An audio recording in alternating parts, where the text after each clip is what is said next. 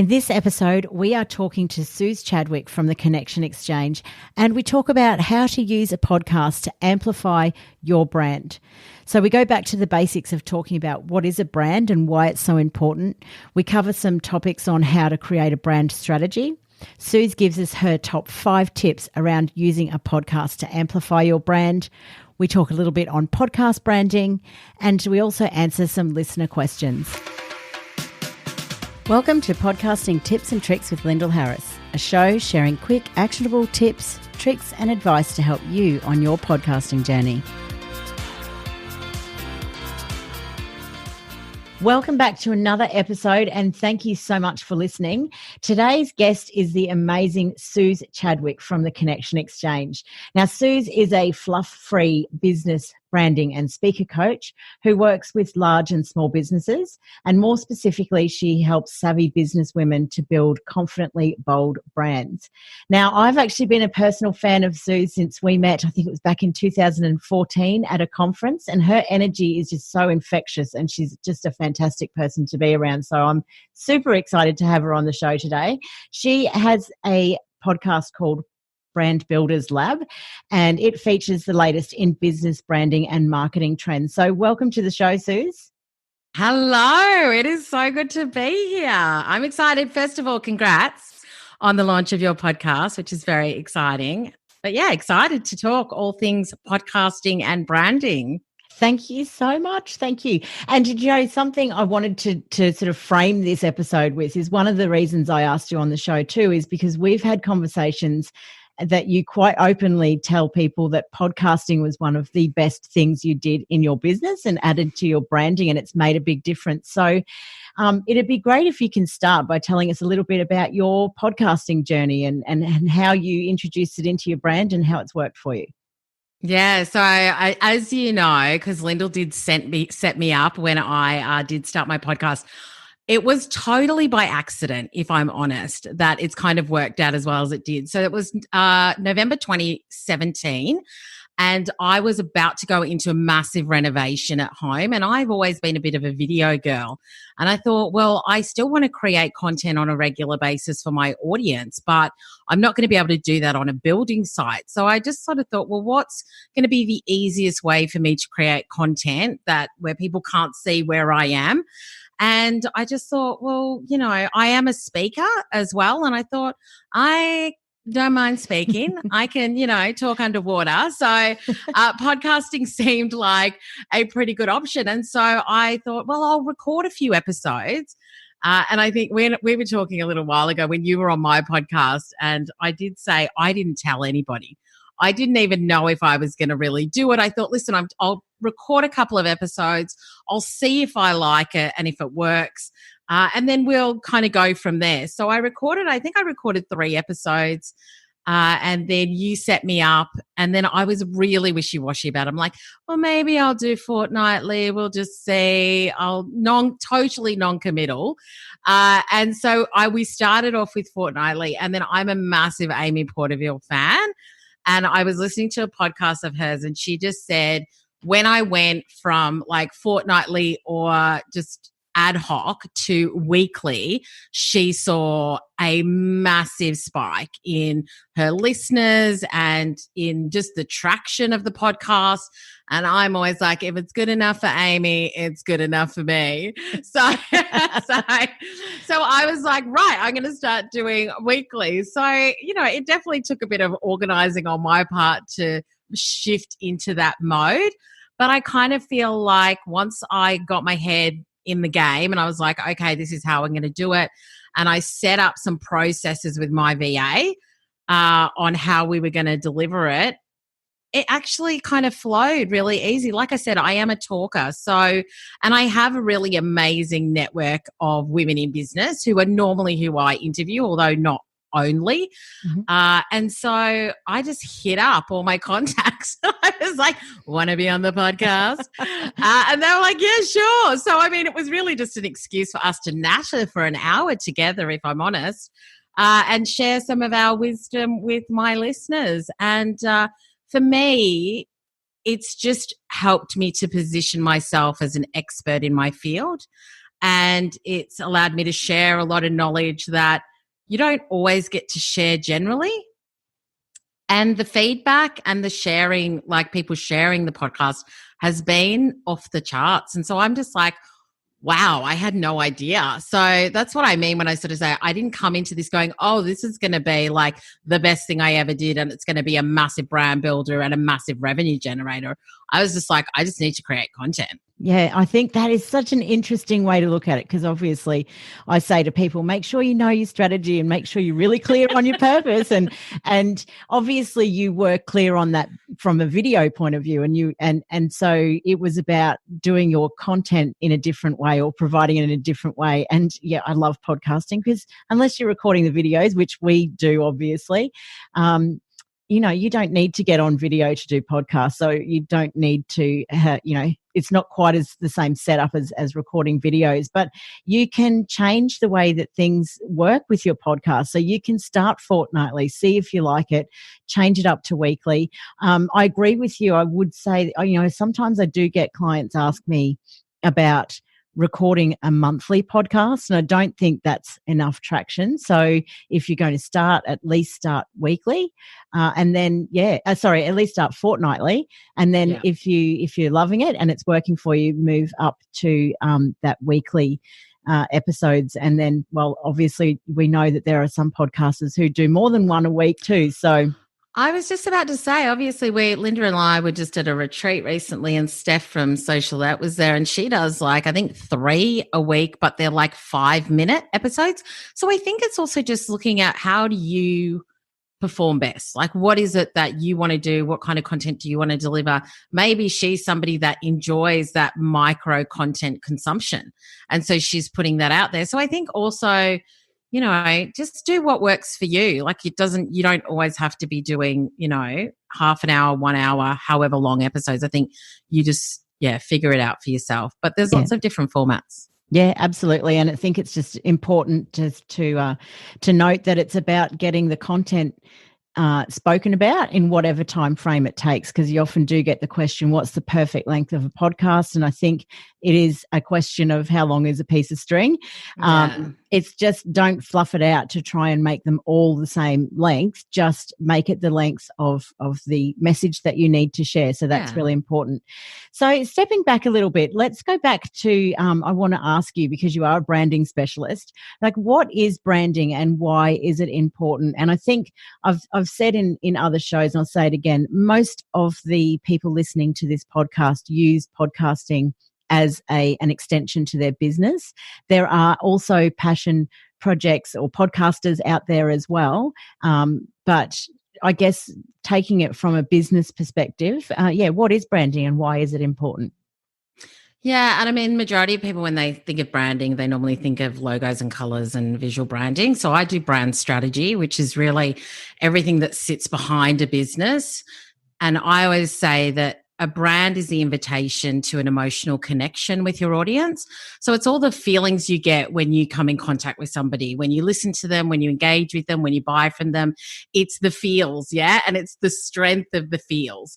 So for me, that's what brand is. Business is the nuts and bolts of how you deliver a product or service. So pricing, system, structure, purchase, etc. Mm-hmm. And marketing is you sharing what you have so that people who follow you know what you have to offer. So for me, when it comes to brand and why I think it's important, it's because unless you have a really strong brand, then people aren't going to care about the marketing message and then they're not going to buy.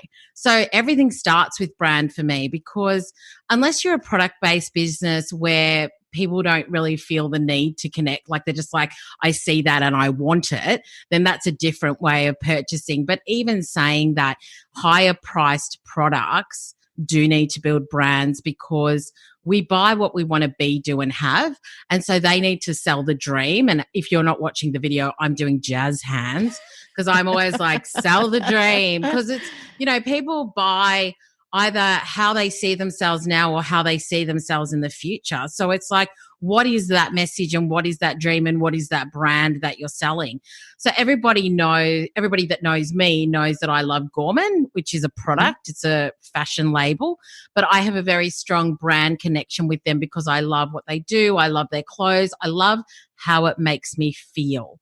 And that is the difference between just buying a product and having a brand that people really love and that makes them feel something.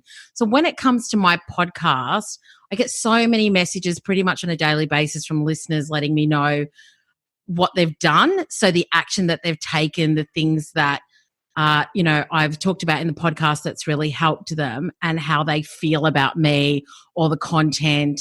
For me, building your brand is really about building that know, love, and trust factor to keep people coming back.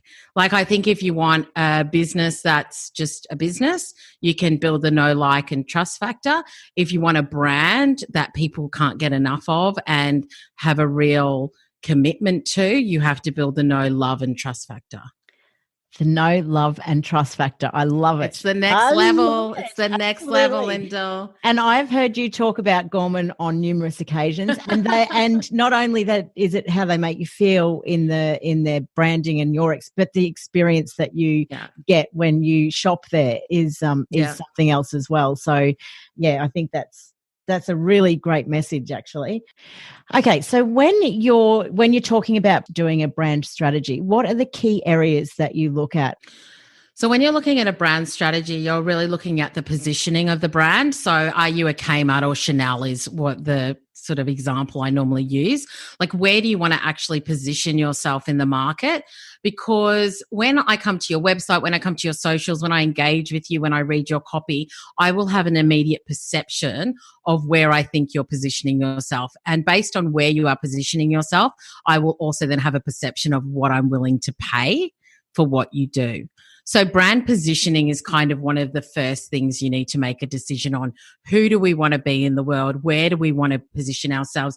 Who is our target audience? Like, am I targeting like high-end mums who have got massive disposable income? Or am I, attracting tradies who just want a functional shoe that's really comfortable all day? Like, who am I speaking to and where am I positioning myself so that they know that I'm for them? And I think that's the other thing around your brand is a lot of people kind of assume that people will understand whether you're for me or not. Whereas I say to people, if you're looking for, say, a business or branding coach and you're an action taker and you're somebody who wants to stand out in the market and be unique, then I'm for you. If you're passive and you want to coast and you're like, no, I kind of want to stay behind the scenes. I don't want to have my face or my name or my brand out there. I'm definitely not for you. So I think that really knowing who your brand is for, and not just knowing it, but articulating it and telling people, just makes it a lot easier for people to opt in or opt out. And we say all the time, you're not for everybody. You just need to be for the people who are going to know, love, and trust you. So that's sort of the first thing. The next thing around brand is just really nailing your message. And for me, because I do work with business brands and personal brands, I always just say, what do you want to be known for? So if nothing else, like if I get up on a stage and I'm about to introduce you, what's that first line? Like, what is it that you want me to tell people that you are awesome at, or that your product is great at, or how you want to position yourself, whatever it is. And so I think really knowing what you want to be known for can really help you as well. And then we kind of cascade down into, your content pillars. It does go into your visual look and feel and all the rest of it. But then there's also things like, your brand promise. Like, if somebody comes and works with you, what is the promise that you're making to them that they will experience, walk away with, have, be, do, whatever that is. You've got brand loyalty, so building loyalty with your customers. Once again, we're talking about the emotional stuff. And then brand awareness is getting your name out there so more people can find out and be attracted to you. So there's a lot of different elements to a brand strategy, but I honestly believe that the majority of brand strategy is really connected to how we emotionally engage with a business and a brand.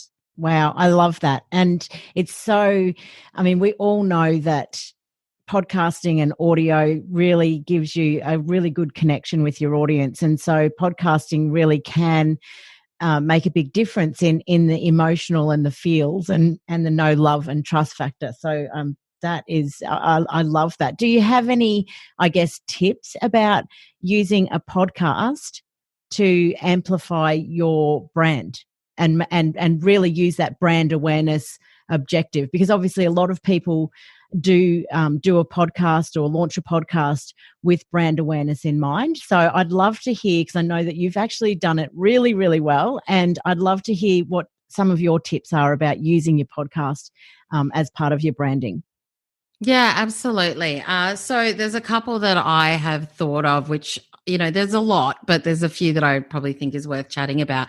So the first one is a little bit of what I was just saying then. So make a decision to become an authority in your field. I think that if you make a decision to start a podcast, you are recognizing that you have certain expertise or knowledge and you want to share that with your audience in order to support and help them to do whatever it is that you want them to do. And so really owning that authority and ensuring that, once again, your message is really clear about what this podcast is about, who it's for, and what it will help them do. And I think the other thing around that is not only to be seen as an authority, but to ensure that you're really relevant and responding to your audience. And so when I say relevant, it's an interesting one because I would love to do more batching, but I'm also really conscious I don't want to batch too far ahead because the market changes, the conversations with my audience change, the sort of interaction I have changes. And so I want to make sure that I'm relevant. So I normally would batch maybe a month, possibly 2 months or 6 weeks in advance. But then I always am saying, what do you guys want to hear? Like, what do you want to know more about? So that I can be really like responding to that. And also by me doing that, I can also respond to my audience as they are sending me messages. So I can do shout outs for them on the podcast, which is kind of my second point. So the first one is making a decision to be an authority and being really clear on what that is. The second one is acknowledging your audience and giving them shout outs. So I shout out to people who have left reviews, but I also do shout outs to people who have taken action because that's my big thing. So I say on the podcast all the time, if you've taken action from this podcast, I want you to send me a DM and I want you to let me know. And so I'll do like 2 or 3 shout outs sometimes on the podcast saying, I just want to do a shout out to Lyndall. She was listening to this episode, that episode, and this other episode. And from those episodes, she has taken this action. So make sure you go check her out. So I do. So it's like a real, I want to reward them and acknowledge them for the action that they take. And I think that if you can do that in real time to a point, like within a couple of weeks of that happening, I think that just builds the strength of your audience and the fact that, they know that you're listening and you see them and you hear them. And I think that's been a big one for me because some people have been like, oh my gosh, I can't believe you talked about me on the podcast. I said to you, if you take action, I will give you a shout out. So that's what I've done. Yeah. So I think that that's a really big one as well. I love that. That is so that's so engaging with your audience, isn't it? Asking the questions, giving them shout outs, just making it relevant to them and wanting them to come back and listen for more because they might get a shout out and they want to know if they get a shout out so they can, share the episode or come back to you and engage with you. So I love that tip, definitely. Yeah. And I think that with that as well, so if I know that I've mentioned 2 or 3 people, when I say there's a new podcast episode out, I'll tag them and I'll say, and I mentioned you in this episode, and then they go nuts and then, they share it. So I think that that's also important to do is ensure that your audience feel like you are there with them. Yes. Yeah. And I think if you don't have a big audience that necessarily are engaging at the beginning of your journey, then the things like reading out reviews, I know I've listened to a few podcasts where people do start reading out reviews, which is something that I'm going to start implementing into this podcast. But, if you are talking about people leaving reviews, don't forget that their iTunes name can be different, might not be obvious who it is. And so if you're going to do that, then you can say, if you don't know who it is, then you can always engage them to connect with you. So if I read out your review and I don't know your name, please send me a DM or an email, and I can let you. Yeah, so that piece of engagement is becoming a lot more popular now too. So don't feel, if you don't have an audience who are engaging with the action and everything that Suz is talking about, reading out your reviews can be a really good place to start with that. Yeah, absolutely. And at the end of the day, if you've got people who are fans and you talk about them, they're just going to love you even more. Like, who doesn't love to be shouted out by somebody that they admire or listen to or follow? Like, That's right. That's it's right. your And little like buzz you for the say, day. you tell people if you don't want to be in the spotlight, or if you don't want to Yeah, you're not for me. then you're not for me. So they're not going to engage with you that way. So I love that. Very clear messaging there, Suz. Yeah, exactly. Exactly. Do you have any other tips on that note? Yeah, absolutely. So the other thing I would say is to obviously share it everywhere. And I think that this is something that I have experience with a couple of people I know who have got a podcast where they're like, oh, I did the podcast episode and I put it out there. And I'm like, oh, and did the fairies deliver it everywhere? Or like what? So I didn't see you post about it. I didn't know you had a new episode. And yeah, I might subscribe. But, if I'm busy and other things are happening, like if I saw it in stories, I'd be like, oh, I need to go listen to that today when I'm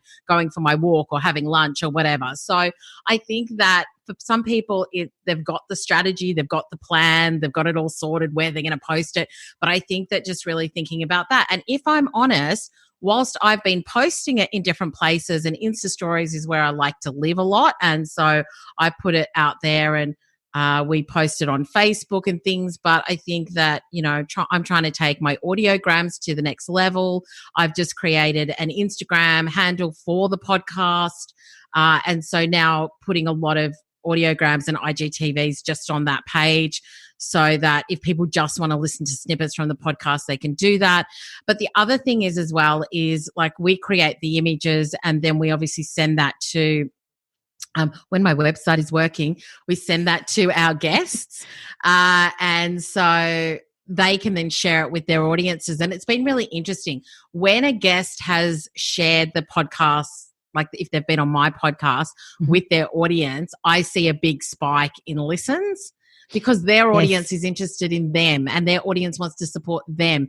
And so there were a couple of episodes I've had which the sharing was off I was like, I can't actually reshare anymore, because otherwise I would have posted like 150 times today about the same episode. So I always want to reshare when people tag me about the podcast, because, I want to acknowledge that they've done that. But when somebody who's got a big audience or an engaged audience shares, I see that massively. So I think just really thinking about, yes, your socials, you don't need to have a separate handle, but you can if you want. Are you sharing it? And not just sharing the latest episode, but sharing your back catalogue, like getting snippets from that as well. Because, I've got episodes that are still ranking like my top 1 and 2 that were maybe 6, 7, 8 months ago. And so they're still great episodes. And all the episodes, you want to be looking at how you're sharing that so that people can go back and listen to them. Because the other thing is that I get a lot of people that are like, oh my gosh, I've just been in the car for 3 hours today and I've been listening to you the whole time, which obviously my response is turn it off immediately, because you'll get so sick of my voice. But people do go back and listen to. So I think just thinking about, it's not just the latest episode you want to be promoting, it's all of the other ones too. And just talk about it whenever you can. So, whenever I talk about, like, because I'm a speaker, whenever they do my bio, it's like, so Suz is a business brand and speaker coach. She's the host of the podcast Brand Builders Lab. She's this, she's that. So it's absolutely part of my bio. So I think if you want your podcast to really help you to raise your brand, you have to make it part of your bio and part of what you talk about on a regular basis. It's just part of your identity.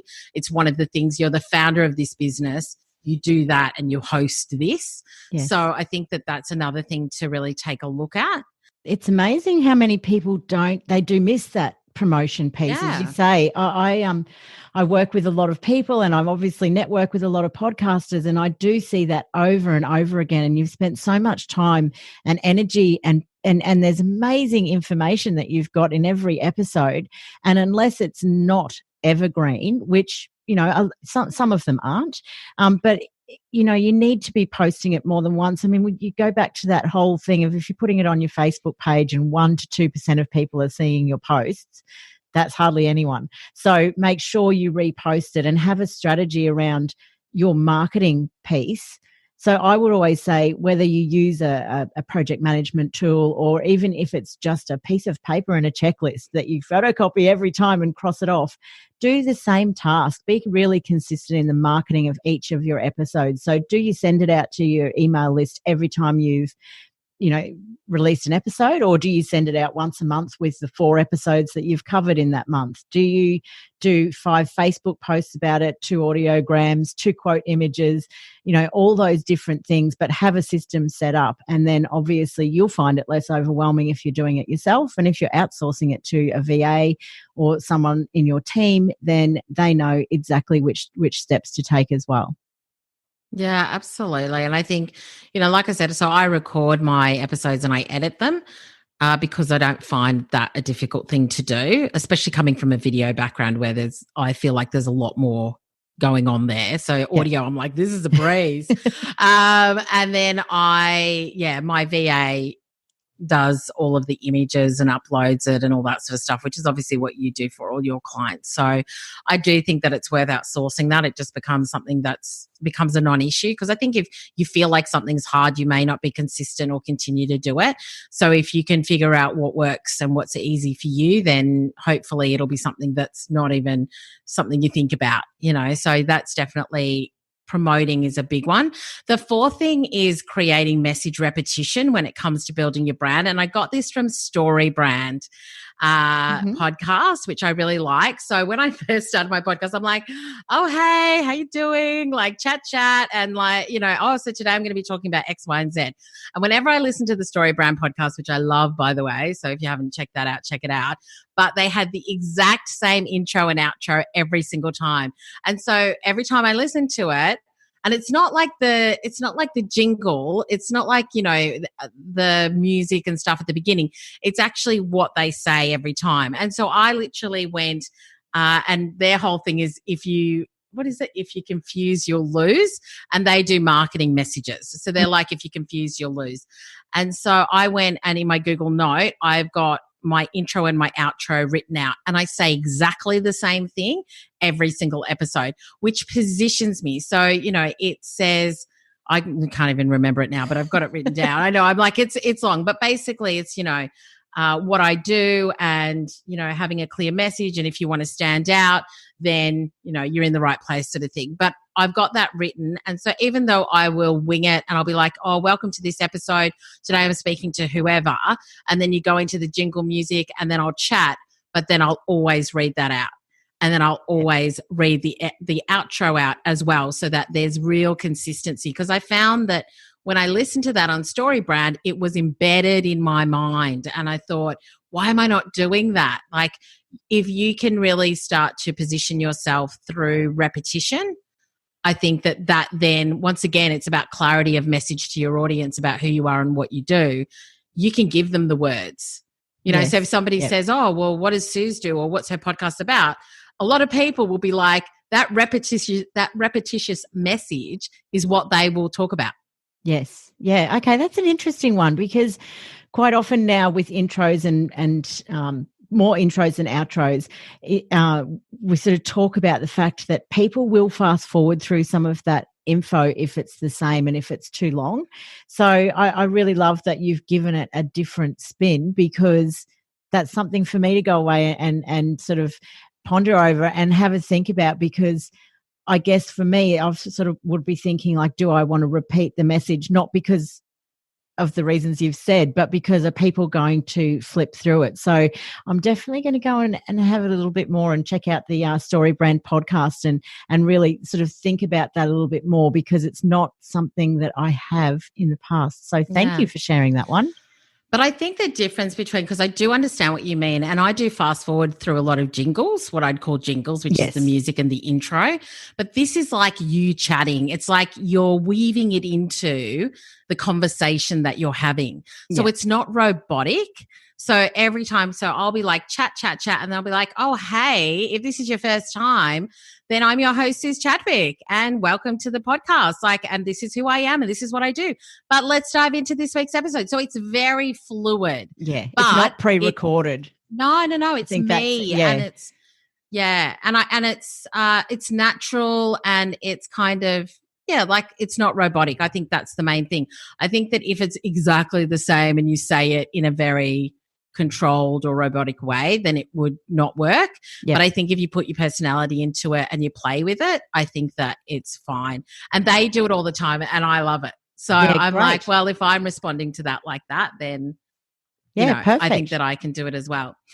And my fifth tip around amplifying your brand with a podcast, and something that I am planning to do next year, and something that I was thinking about for my brand strategy, because I'll give you a little bit of background. So I launched my online course, Brand Builders Academy, and which went really, really well. And I sent a survey to all of the people that joined, and I said, what made you join? And the top 2 answers were my podcast and Insta stories. And so I was like, right. So every year I do a review on my business, what's working, what's not, what do I need to focus on? And then once I've done that review, I go into planning and my strategy for the following year. And so I was like, right, my Insta stories, I love, like, I don't really need to do anything else with those. I could maybe do some ads with those, but the podcast I need to like level up. And so I've got a good international audience. The majority of my listeners are in Australia. But what I've made a decision to do is that I'm going to run engagement ads for the podcast in America, Europe, and Asia. When I'm not in a launch or anything, it's actually just maybe my top 2 or 3 podcast episodes to start to get, and I might do it with audiogram, like I'm seeing. I don't know what's going to work. Like, will an image work, or should I do an audiogram? How would that work in an ad for Facebook or Instagram? Because I want to build my brand awareness, and the podcast is the right gateway to me, because I'm a speaker, because people enjoy the content that I share. I'm like, if I can get more people listening to the podcast, there will be an automatic transfer. If they love what I talk about and they like me, then there'll be a good transfer that they'll end up in my Insta stories, which means that we're building more rapport. So when I launch BBA next time, I've got like a whole new audience. So for me, that brand awareness and those engagement ads is what I'm going to be focusing on and allocating quite a bit of my marketing budget to, and just testing and seeing how that works. Yeah, that's what I was going to say. The testing piece will be interesting there then, to see if it's audiograms or if a video would be better for you, or your cover art, which is a great conversation, because I'm about to run some Facebook ads just for awareness for my new podcast. And so I'm just talking to my Facebook ads person about whether we do the audiograms and, the podcast cover art. If I do that, I've got to take some of the wording off it and all that kind of stuff. So that'll be interesting to see how it goes, and take the ones that have been amazingly successful and amplifying them, for want of a better word, but and putting them in front of a new audience. So that'll be interesting to watch your journey on that one. Yeah, and I think the other thing that I want to do with that is that I also want to amplify and promote the ones that position me and what I want to be known for. So there were a couple of episodes like hiring yourself as the CEO, and then there was like an Instagram and then a time management one, and the feedback on those were great. So I'm like, well, I'm gonna put those ones out there because the feedback on those are really good. So yeah, it'll be interesting. We'll see. Oh, I love it. I love it that you're really clear about how you're going to be really strategic with it next year. Yeah. So I can't wait to watch the journey. Thanks. Do you have any more tips on that note? I think what was that, 5? No, so they were my 5. So the first one was make a decision to be an authority in your space and be really clear on what you want to be known for. Acknowledge your audience and engage them and give them shout outs. The number 3 was to share it everywhere and have a great marketing strategy. Number 4 was create message repetition so that people know what you want to be known for and they can kind of repeat that as well. And then the 5th one is what I'm going to do is run engagement ads, but really looking at how am I growing the brand awareness of the podcast, because I already know that it's converting really well for me. So how do I get more earbuds on it? Yep. Absolutely. Oh, that's fantastic. Okay, so let's pivot the conversation slightly now and talk about podcast branding, because I think if you're at the beginning of your podcast journey, or even if you've launched your podcast journey, you might feel like you need to come back around to this, because podcast branding as an extension of your business branding is really important. We touched on the fact that audio is a great way for you to connect with your audience. And I think it's really important that people take into consideration podcast branding. So do you have any pointers for people on this topic? Yeah. So, I mean, for me, I think some of the key things is just obviously ensuring that you have consistency of look and feel and message and everything. Like, in order for it to be an extension, it has to be the same. So you can't kind of have a business that's doing one thing and then all of a sudden you're like, oh, and now let's talk about sewing. But in fact, I'm a brand strategist. So I think you just have to decide if that's a hobby, then that's fine. But you just need to make the decision and think about how do I want to use the podcast to position myself, and what is it going to look like? So making sure that that's consistent. And so whether people find you on the podcast or your website or your socials, they're like, yes, it all looks the same. It all feels the same. And people can move fluidly through your platforms, which I think gives a really great brand experience. The next thing I'd say is just ensuring you're covering your content pillars and that you're not talking about random things. So I'm very responsive to my audience, but I'm really clear on my content pillars. I talk a lot, obviously, about business and brand strategy, marketing, but also around the systems and structures and strategies of building a successful business. So all of my topics really focus on that. And I just make sure that I'm staying in my lane is probably what I would say, because then people always come back and they know what content they're going to get from me, and it's kind of not all over the place. So I think that making sure that you are really using your content pillars, what you want to be known for, and that consistency to build your brand, and also just bring good quality content. Like, don't, like you were saying earlier, don't like if you have got something to say but it takes you 10 minutes to say it, then say it in 10 minutes. But really also think about, are you just putting content out there for content's sake, or is there something that somebody can take away from this? And is it really clear in the way that you're structuring it? Because you've got to remember as well that obviously this is not a visual medium majority of the time, unless you're watching the video, but most of us are listening to it. So ensuring that you've got really clear structure to how you are delivering your content as well, I think also builds your brand authority and just the fact that people will enjoy what you've got more. But I think that those are some of the main things that I would sort of say if you're looking at your podcast becoming an extension of what you do, is just to really make sure that you are utilizing your podcast and making sure that the quality is as good as everything else that you're doing.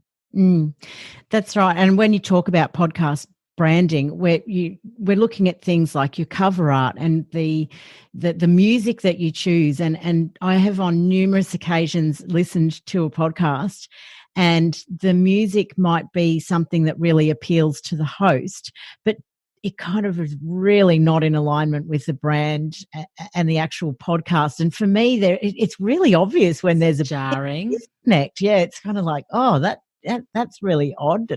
For me, it feels odd. Obviously, your target audience, and but I guess just be mindful of the fact that the music might not be what your particular taste is, but what do your audience expect to hear as part of that extension of your branding?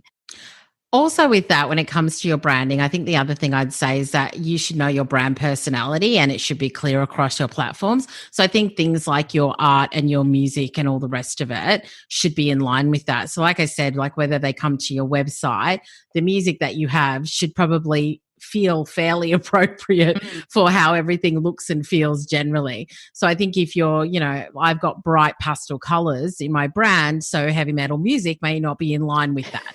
Yeah. So, I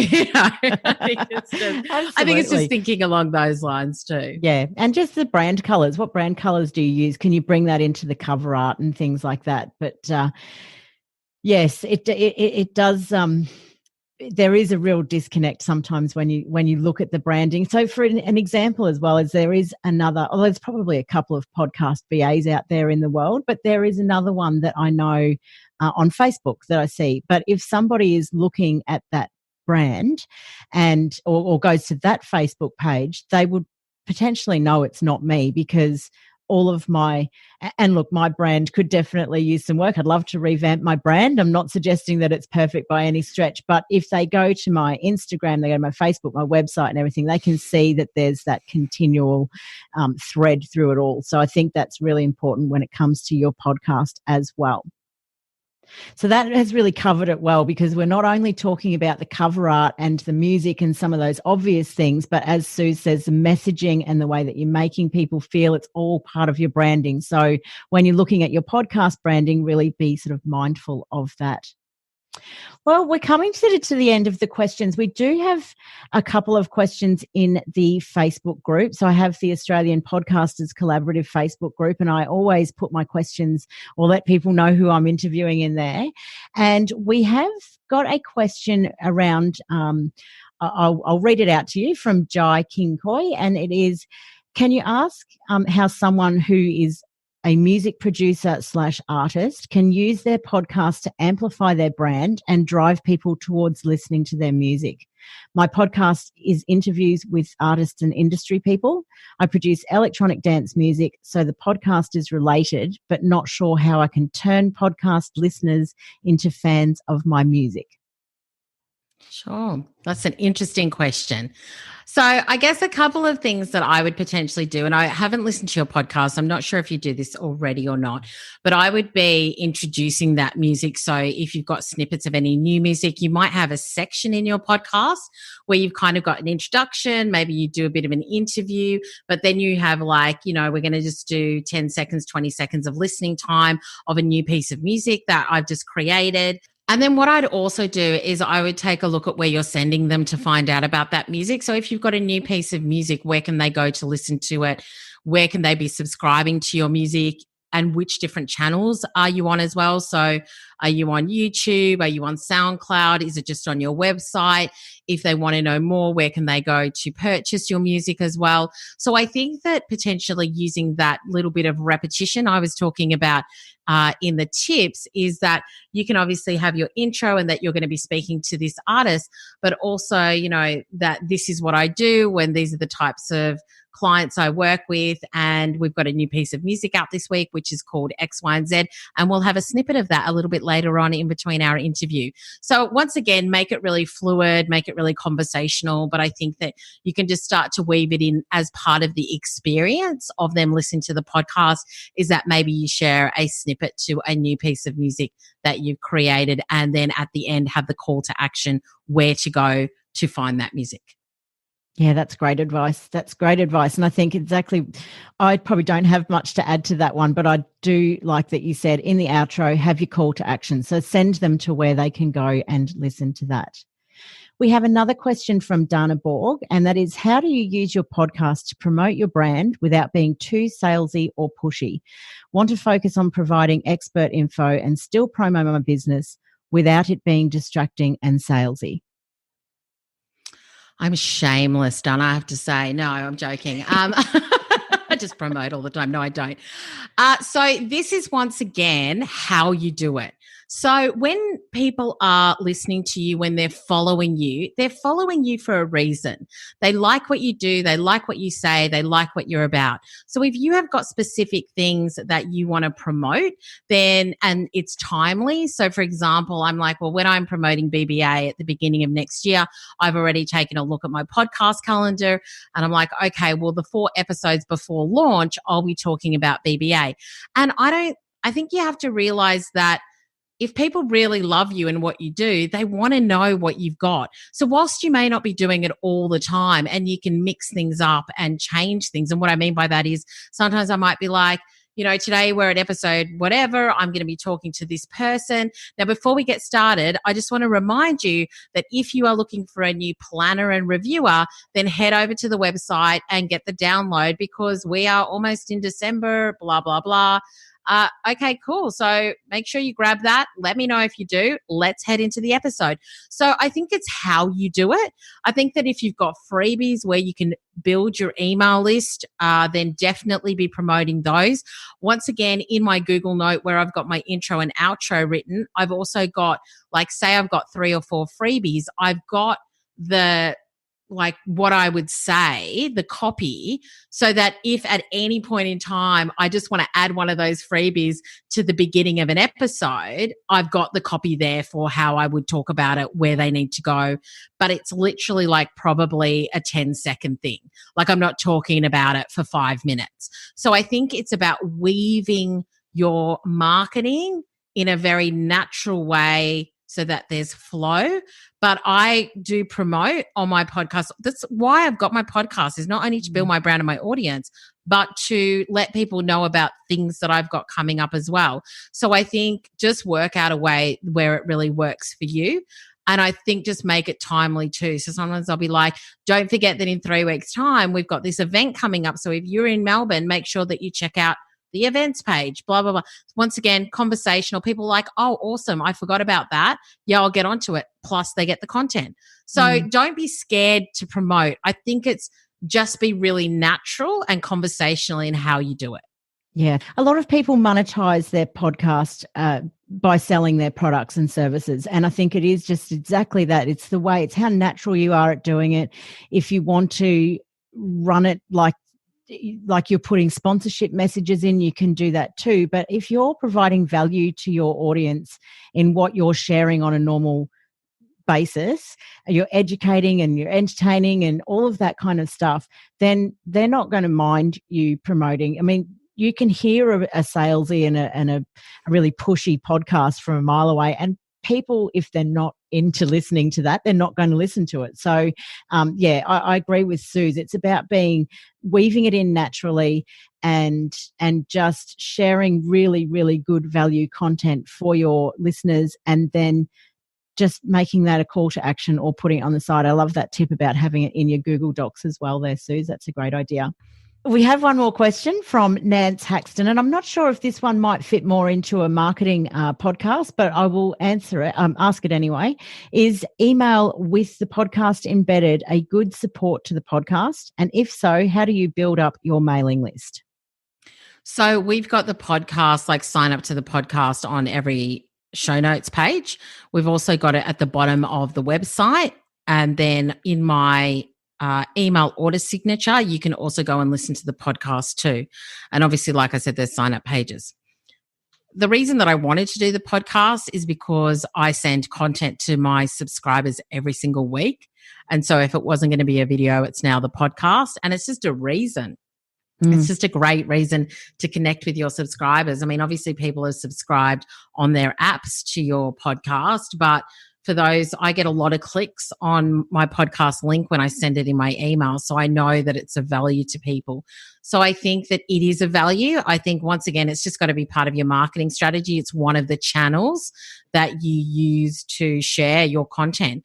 And if, for me, the podcast is my primary piece of content. So I am going to be sharing it with my subscribers as well as my social followers and wherever else as well. But I think do take a look at your website and where people are landing. And also that's where your call to action and your marketing can be, like we were just talking about, is when you're on your podcast, also say, make sure that you've subscribed. But if you want the freebie or the content upgrade or whatever it is, that's another thing I'm planning out for next year, is what are the content upgrades we're going to have, so that I'm making sure that the podcast is building my list as well.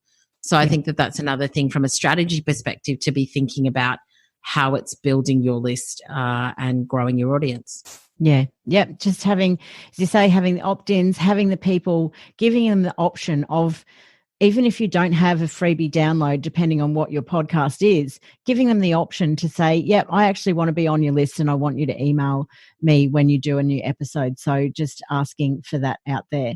So that covers all of the questions in the group. And I've got a couple of questions that I end off with when I have guests on the show. And the first one is, what do you wish you had known when you started podcasting? Oh, this is an interesting question. It's funny. I kind of feel like I want to say nothing because I just learnt so much along the way. But I think that, yeah, it would have been great for me to maybe promote it a lot earlier to, and this is the whole thing. If I knew that I was going to love it as much as I did, I would have launched it properly. But I was so like, what if I don't like it? So, yeah, I think I would have promoted it a lot sooner and I would have had a better marketing strategy around it. I think that's what I probably wish I'd known a little bit earlier and had committed some more time to. Okay, excellent. And what is your best tip around podcasting? Just be yourself. I just like, people are just like, I love listening to you. I love like the fact that you're quirky, and people always send me messages that are like, I was laughing when you were laughing.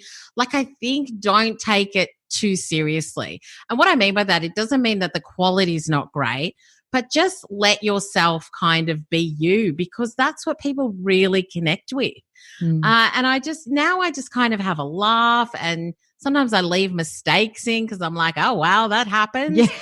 Not big ones, but, I just try and be as me as possible. And it's funny, somebody at the retreat that we went to, she's like, I listen to your podcast all the time, and I was wondering if you would be the same when I met you in real life. And she's like, it's just if I close my eyes, I could be listening to your podcast when you're standing in front of me. And I'm like, and I think that's really important from a brand perspective, no matter where you are, whether it's your podcast, you're on socials, whether you're meeting people in real life, like you just have to be you, because that's what makes you unique and that's what attracts people to you. Yeah. And I think that is such a great note to end off on there, because it pulls it all back around to the branding thing. Like, if you're not you on your podcast, when people meet you, there's a real disconnect again. So you need to be consistent. You need to be, if you want to think about your branding on how you make people feel and everything, I think that is super important. And no one I know lives and breathes their brand like you do, Suz Chadwick. So thank you so much for coming on the show, and we'll chat soon. My pleasure. Thank you. If you'd like more info on Suz Chadwick, head over to her website, theconnectionexchange.com, and you can also follow her on Instagram. Her handle is @Suz Chadwick, and you will see that she really does walk and talk her brand really well. You can find these links on the show notes page at our website, podcastva.com. And while you're there, check out how we make the podcasting journey easier by offering done-for-you services and also podcast training. Until next week, have a fantastic week, and I'll talk to you then. Thank you so much for listening. If you enjoyed the show, make sure you subscribe in your podcatcher so you don't miss an episode. And whilst you're there, I'd love it if you'd leave me a rating and review to help other podcasters.